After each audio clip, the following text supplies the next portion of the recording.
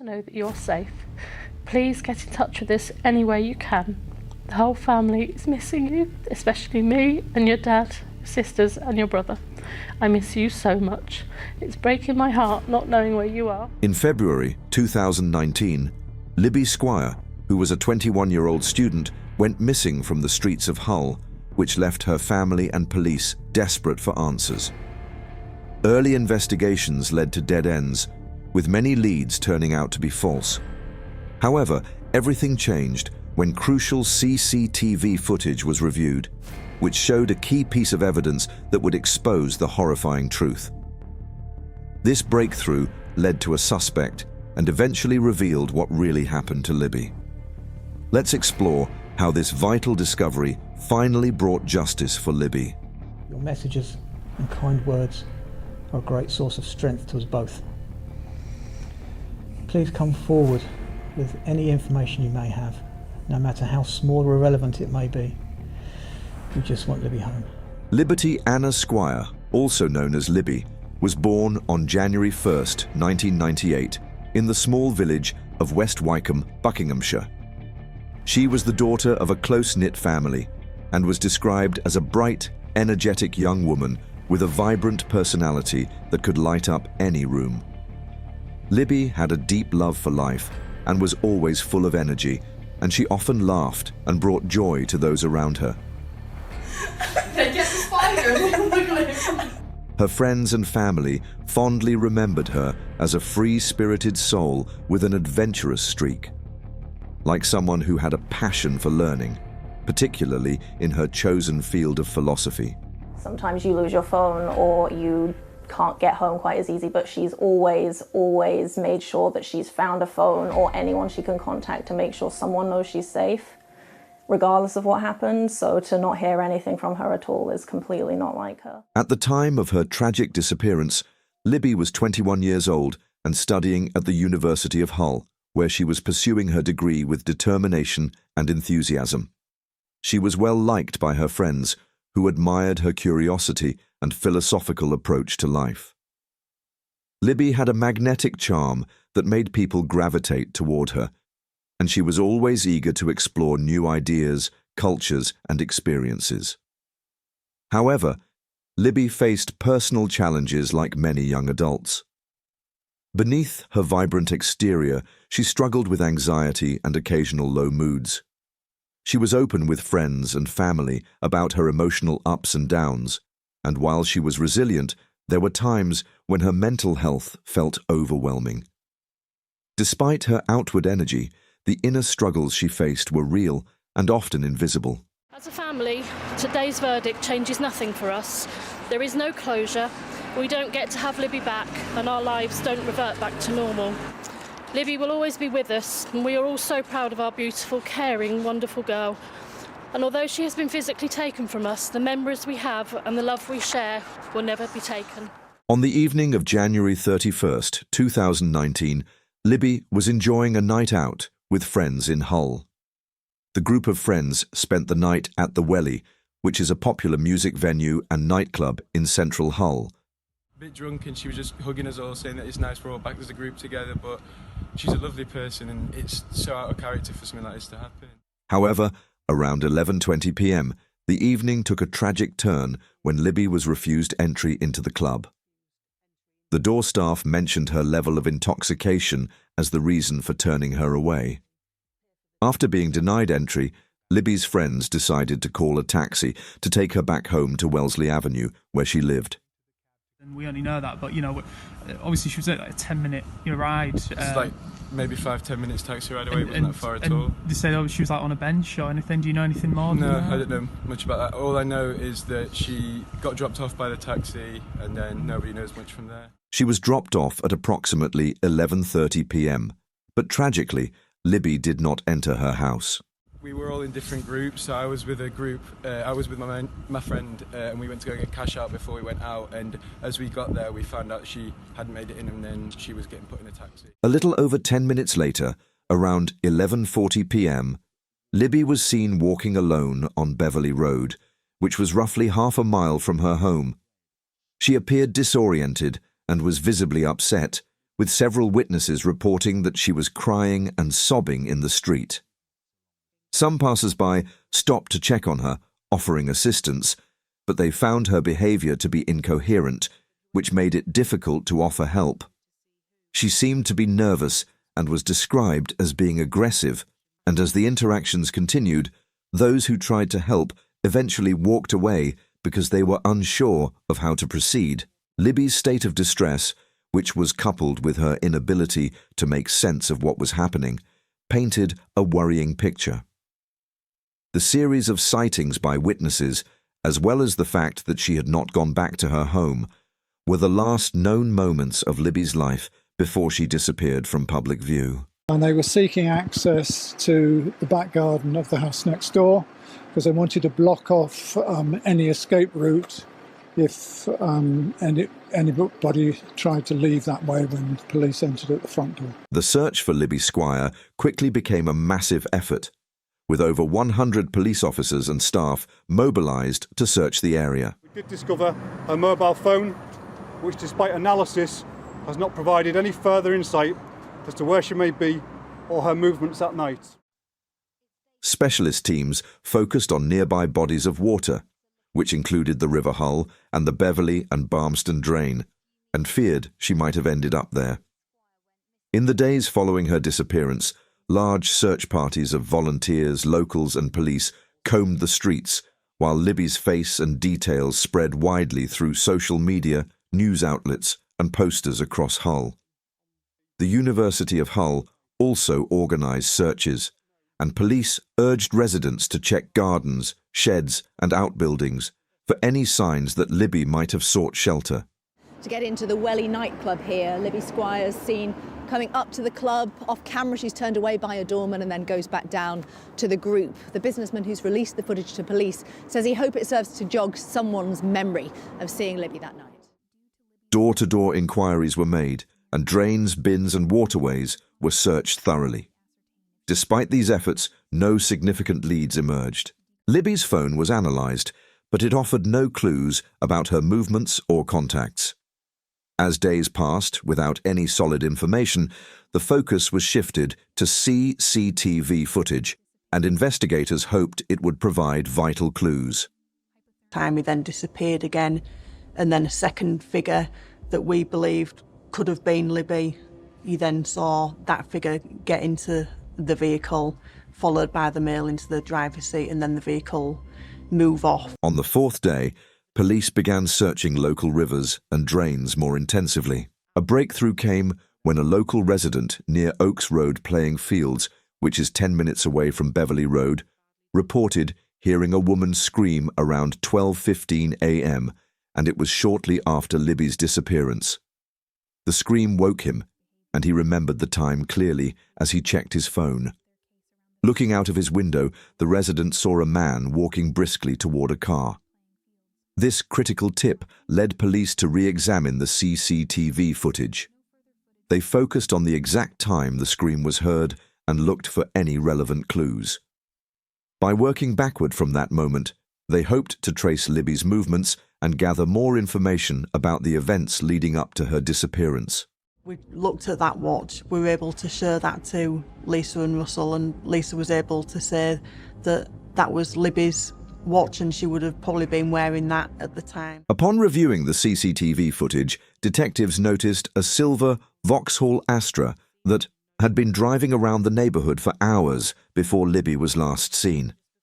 The car appeared to be circling the area without any clear purpose.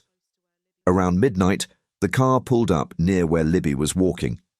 A man got out, crossed the road, and began following her. Libby was initially standing near the bus stop, but then she started walking back toward her home.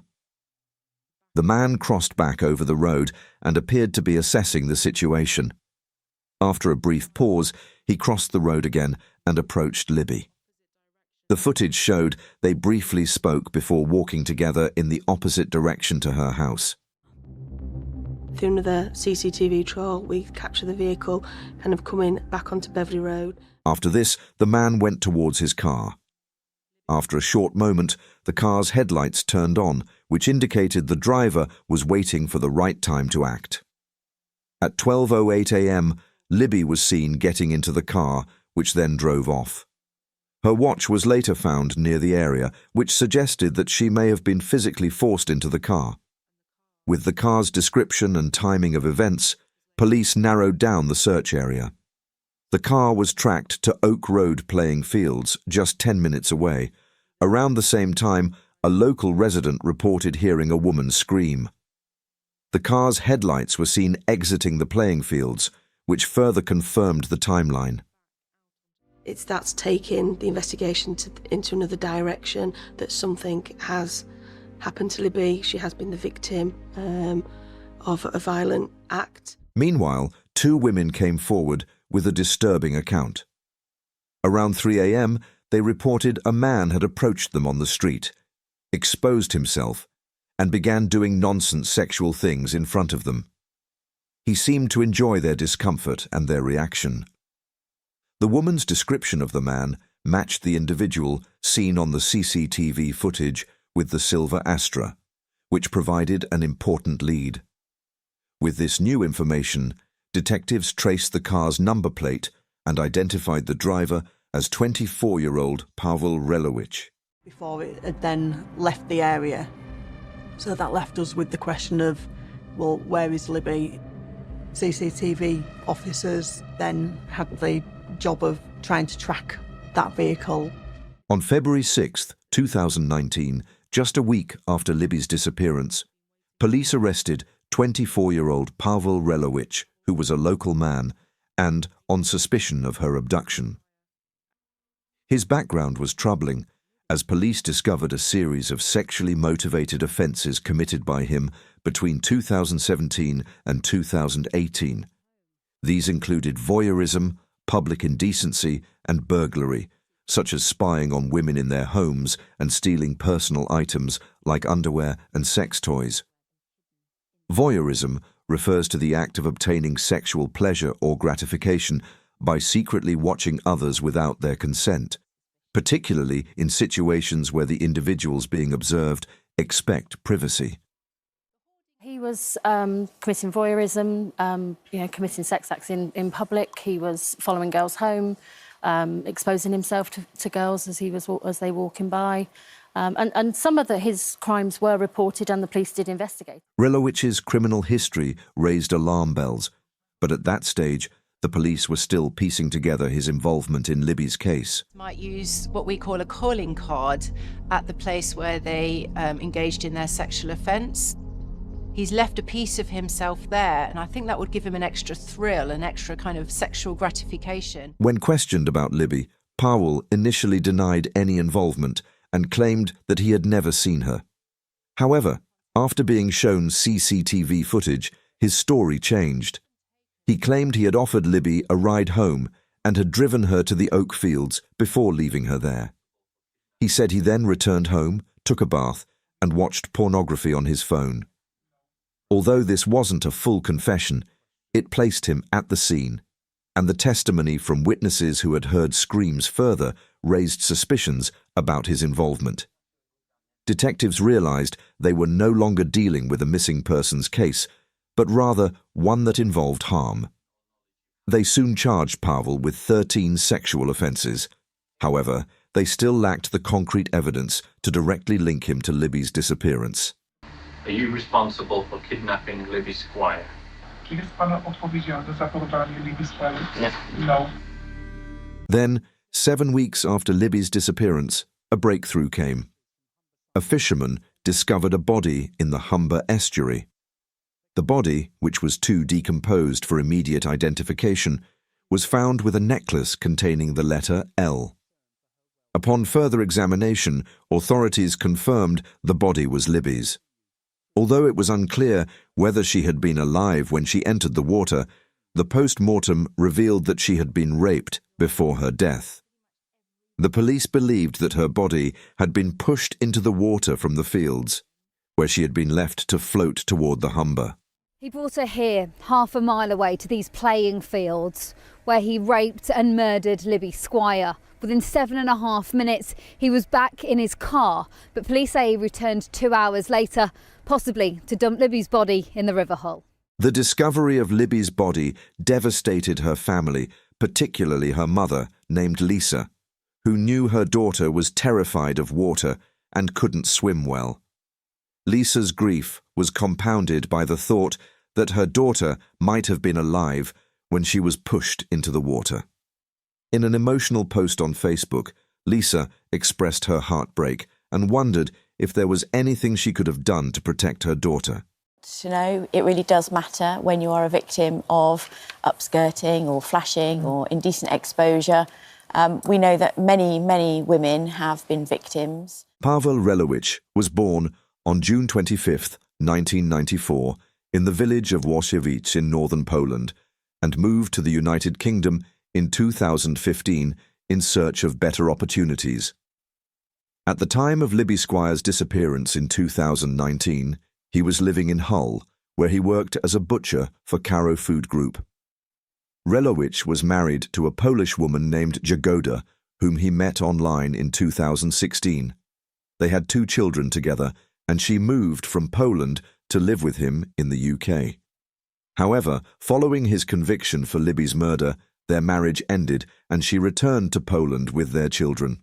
Though Relowicz had no prior criminal record, he had been committing a series of increasingly disturbing sexual offences and burglaries since 2017.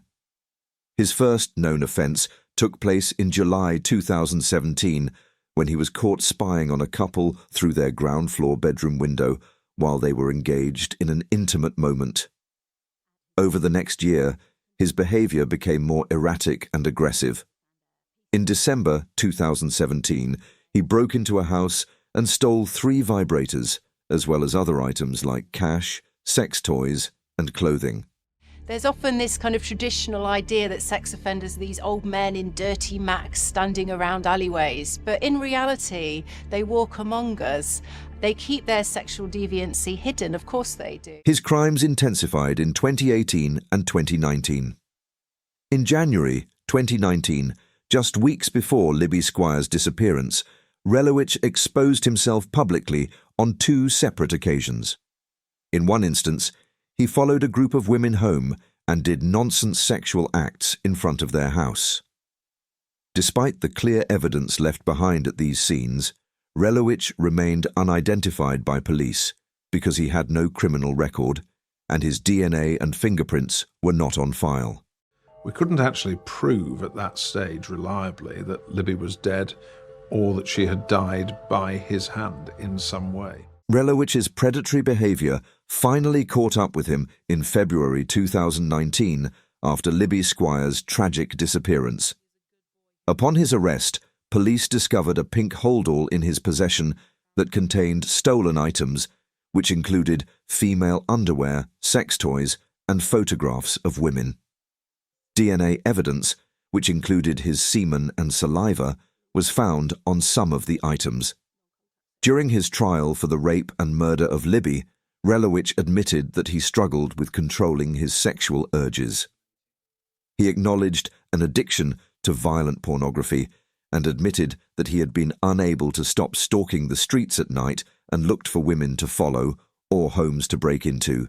On August 13, 2019, Relowicz pleaded guilty to 9 separate charges, which included voyeurism and burglary at Sheffield Crown Court. He was sentenced to 8.5 years in prison for these offences on August 16, 2019. But at that point, the mystery surrounding Libby's fate remained unsolved. However, a DNA match from sperm cells found on her body linked to Relowicz.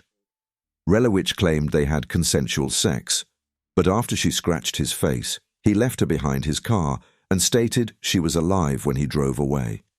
He denied any involvement in her death. Foolish game said he would always throw my glasses somewhere.